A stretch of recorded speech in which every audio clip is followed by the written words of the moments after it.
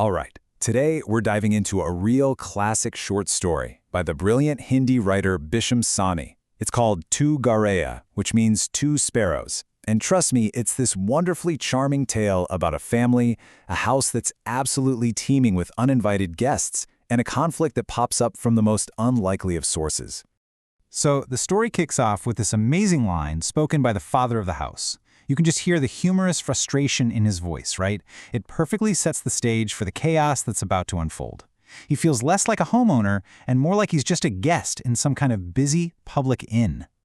Okay, so let's get the lay of the land. We've got this small family of three, a mother, a father, and their child, who's actually our narrator. But here's the thing, the father is absolutely convinced that they are not the true owners of their home. Nope. In his mind, they're just renting space in a house that really belongs to a whole menagerie of other creatures. And who are these so-called real owners? Well, get ready, because the list is long. We're talking about 20 mice that basically have races through the rooms at night, a cat that just drops by whenever it feels like it, bats doing their evening acrobatics, pigeons cooing all day long, and of course, lizards, wasps, an entire army of ants, and who knows how many birds in the mango tree out back. It's a full-on ecosystem. So into this already buzzing, chaotic household, two brand new characters make their grand entrance. Yep, our main characters. A pair of sparrows who take one look at this bustling house and decide this seems like the absolute perfect spot to settle down. And you know, they don't just move in blindly. Oh no, they conduct this super thorough survey first, flying from window to ventilator, checking out every single nook and cranny. The father is watching them, getting more and more annoyed, and he jokes that they're conducting an inspection to see if the property is good enough for them. And sure enough, about 2 days later, the inspection is over and the house is passed with flying colors.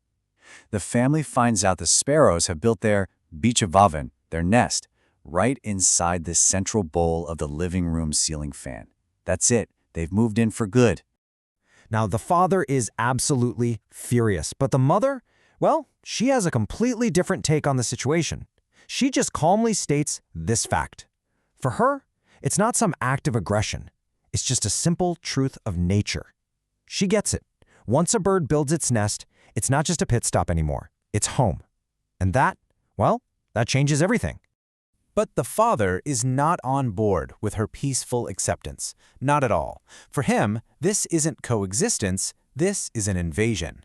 He feels like his authority has been challenged by these tiny little feathered tenants, and so he declares all-out war. He is determined to evict them. And you can see the clash in how they see the world immediately. The father is outraged, right? He sees it as a matter of his property, his control, his carpet, his house. But the mother, man, she just comes in with this sharp, witty comeback that completely deflates his ego. She reminds him of his failed war against the mice, basically saying this is just another one of his hilarious, unwinnable crusades. And of course, that just makes him dig his heels in even more. So the father launches his big offensive, and his strategy, well, it involves a series of increasingly frantic and, let's be honest, pretty funny tactics. He's clapping, he's shouting shoo shoo, he's jumping up and down, and when none of that works, he brings out the heavy artillery, a big stick to wave menacingly at the nest. And the result of this first big assault? An absolute failure. The sparrows just fly out of one open door and a second later zip right back in through another one. The mother's just laughing and has to point out the huge flaw in his plan. You can't really chase something out when you've left a dozen ways for it to get right back in.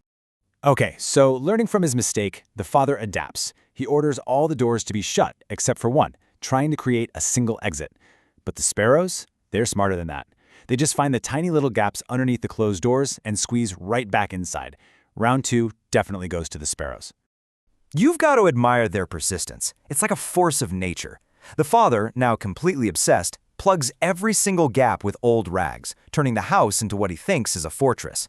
But you know, human rules and boundaries mean absolutely nothing to these birds. They just find a new path, a tiny broken pane in a ventilator, and they're back home, completely unfazed. So now he's been outsmarted at every turn, his pride is definitely wounded, and the father comes to a really grim conclusion. If he can't get rid of the birds, then he has to get rid of their reason for being there in the first place. He decides to destroy the nest. And with this heavy declaration, he grabs a stool and a stick. His logic is simple and it's brutal. Take away their home, and they'll have no choice but to leave. So he climbs up on that stool, ready to dismantle their little creation piece by piece. So this is it, right? The moment of peak tension. The father is standing there, he's got the stick raised, and he's about to just tear apart this little home made of twigs and threads. The sparrows are watching from a distance, totally silent, and it looks like they're defeated. Is he actually going to go through with it? But in this exact moment, as he's about to bring the stick down, everything changes. The entire conflict, the whole story, just pivots on one single unexpected thing. A tiny, faint sound comes from the nest. It's a sound he hasn't heard before. And it's a sound that just cuts straight through all his anger and makes him freeze right where he is. He looks a little closer, and there they are, the source of the sound. 2 newborn sparrow chicks, their little heads just peeking over the edge of the nest. And in an instant, he gets it. This isn't just a nest, it's a nursery.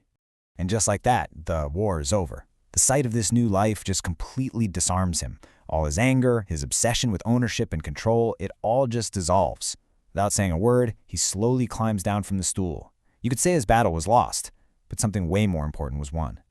The mother, who seems like she understood this was going to happen all along, she knows exactly what to do. She goes and opens all the doors and windows, not to shoo the birds out this time, but to welcome the parents in. The house becomes a sanctuary as they fly straight back with food for their chirping babies. So this one single discovery, these tiny, vulnerable little lives in the nest, it completely transforms the whole household. The conflict was never really about the birds, was it? It was always about the father's rigid, unbending idea of what a home was supposed to be. The battle doesn't end with an eviction. It ends with an expansion of the family. The chirping that used to be this irritating noise is now the sound of life, and it actually brings a smile to the father's face. The house is no longer a territory that needs to be defended from nature, but a home that's being shared with it. And really, this is the beautiful takeaway from Sahni's story.